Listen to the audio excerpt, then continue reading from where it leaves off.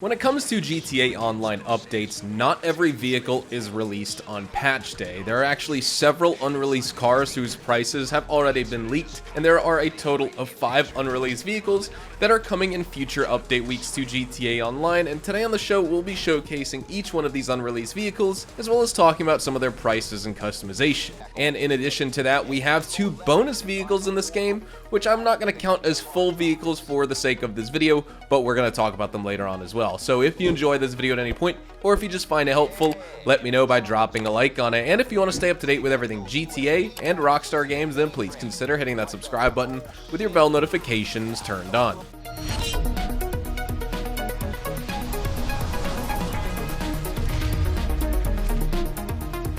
Starting off, let's check out the in-game website Legendary Motorsport. We have the Bravado Buffalo EVX, which belongs to the muscle car class, and it's priced at approximately $2.1 million, making it the most expensive muscle car in this game. It is an electric vehicle with an all-wheel drive layout, and it will have an HSW upgrade when it does release in the drip feed, and this vehicle is based on the Dodge Charger Daytona SRT Banshee, which normally I just call it the Charger EV, and most people call it that due to the lengthy original name, but overall it has pretty good handling, which you'll see in my gameplay later on. Next up, we have the Pinot La Courez. Now, this vehicle in question belongs to the sports class, and it's priced slightly below $2 million. It does introduce the Pinot brand as a new addition to GTA Online, clearly parodying Renault, and this car is mainly inspired by the 2022 Renault R5 Turbo 3E, which is a contemporary electric version of the classic Renault R5 Turbo. And this means that this car in GTA Online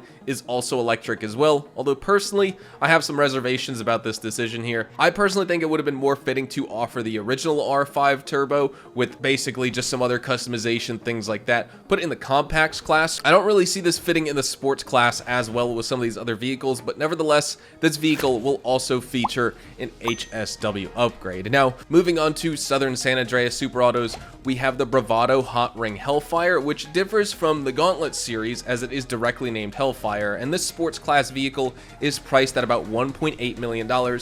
It takes heavy inspiration from the Dodge Challenger NASCAR, and it's specifically designed for hot ring races. However, I personally fail to see the significance of Rockstar introducing more of these hot ring cars. You know, they offer minimal customization options overall, but you do get some nice liveries, I guess, so that's something to keep in mind. After that, though, we have the Albany Brigham, which belongs to the muscle car class as well, and it's priced slightly below $1.5 million. It does draw its primary inspiration from the 1959 Cadillac Miller Meteor, which you may know from Ecto-1 and Ghostbusters, and with its association to that iconic movie vehicle, I do anticipate that this Brigham is going to offer some really awesome liveries here as well, and some cool customization options when it does release. But on Warstock, we have the Weaponized Canada, which is an anticipated variant of the normal Canada, featuring weapons and other enhancements here. Priced at approximately $3.4 million, it takes inspiration from the MD Helicopter's 969 Twin Attack, and the addition of a Weaponized Canada in this game was a highly requested feature by the community overall, especially since the original Canada lacked any weaponry whatsoever. So it is pleasing to see Rockstar fulfilling this demand, although I'm kind of would have preferred it not release as a drip feed vehicle. Why didn't it just come out on release day with the Raiju? We already don't have that many drip feed vehicles overall, so that maybe that's why Rockstar is saving it, but that's just a little bit of an issue I have with this DLC, and we're going to get onto that a little bit later. But finally, moving on to the Pedal and Metal website, interestingly enough, this marks a significant milestone, as now we have introduced new bicycles after almost a decade in this game. Rockstar is bringing in 2 electric bikes known as the Inductor, along with one variant called the Junk Energy Inductor, featuring a unique livery, and each bicycle will be priced at $50,000.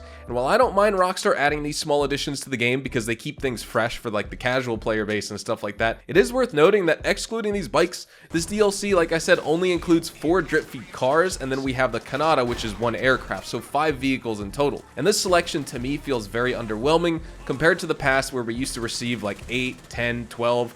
I'm pretty sure at one point, we got like 14 DLC drip feed cars at a DLC a few years ago, so unfortunately that's about it, but I will include some gameplay in this video so you can see each of these vehicles' performance and hear their raw sounds from the gameplay, so enjoy that.